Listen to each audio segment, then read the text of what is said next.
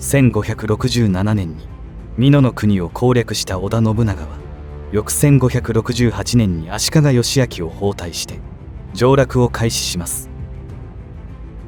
近江に入った信長は観音寺城の六角義方を下すと、観音寺城に1週間余り滞在します。ひょっとすると信長はこの頃から安土を将来の本拠地と考えていたのかもしれません。琵琶湖は経済的な観点から見た場合、水運によって日本海、中京と京都を結ぶ当時の物流の大動脈でした。信長が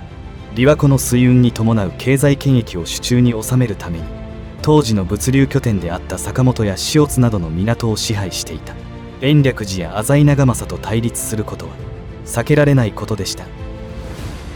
信長は1571年に延暦寺を焼き討ちすると、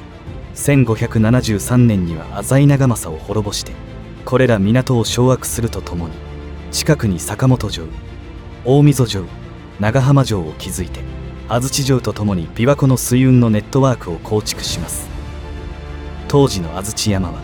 内湖に面した半島でした。安土には上洛寺港があり、現在の西の湖を介して琵琶湖とつながっていました。中山道を陸路運ばれた物資はここから船に積み替えられ、坂本港を目指すこともできました。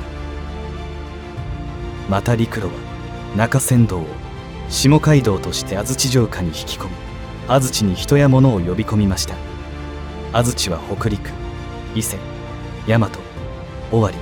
京をつなぐ場所であり、まさに陸と湖の結節点だったのです。1576年1月、信長は安土山に築城を開始し、1579年5月には完成した天守に移り住みます。しかしそのわずか3年後に本能寺の変が起こり、安土城は焼け落ちてしまいます。わずか3年しか存続しませんでしたが、安土城が持つ城郭市場の意義はとても大きなものでした。この動画では安土城の石垣、天守、大手道について紹介します。安土城の大手道は直線的に伸びる部分だけで約180メートルあります。すべて石段で作られ、両サイドの廓の小口前でわずかに屈曲するものの、道幅は約6から7メートルで、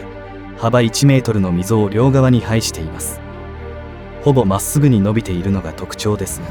この後は屈曲しながら黒金門に続きます。このように直線的な通路を設けた後、複雑な折れが続く構造は安土城以外には小牧山城のみで信長の城の特徴なのかもしれません。また大手道の両側には家臣団の屋敷が並んでいますが、このように家臣団の屋敷が城内に設けられるのも安土城の特徴で、その後の城づくりに影響を与えています。大手道の手前の入り口には門が3カ所あったようですが、これらが横一列に並んでおり、身分によって使い分けられていた可能性があります。こうした門のあり方は城郭にはあまりなく、花の御所のような中世的な館に見られる構造なので、これは中世的な名残である可能性があります。安土城は総石垣の城として築かれた最初の城でした。安土城以前には石垣を用いた城はありましたが、城の一部分であったり低い石垣を巡らせる程度で、安土城ほど全体を覆い尽くすように石垣を巡らせるには至っていません。石垣を多用することによって、それ以前の城に見られた縦堀や堀切といった防御施設は安土城では設けられていません。いわゆる信長の城にあたる安土城中枢部が黒金門から内側の範囲で主郭部と表現されています。黒金門から殿二の丸に至るまでは枡形が連続し、極めて強力な防御機能を持たせています。このように連続する枡形を配置する構造は肥前名古屋城、江戸城にも見られますが、安土城の連続枡形はその構主とも考えられます。大手道が直線的に作られており、防御という点では弱いのとは対照的です。発掘調査ではこの主郭部からのみ焼けた痕跡が見出されるため、本能寺の変後に焼けたのは主郭部だけだったと考えられています。石材は場所によって使い分けられており、大手道周辺の山麓部分には小ぶりな石材が、黒金門周辺をはじめとした主郭部には特に大きな石材が使われています。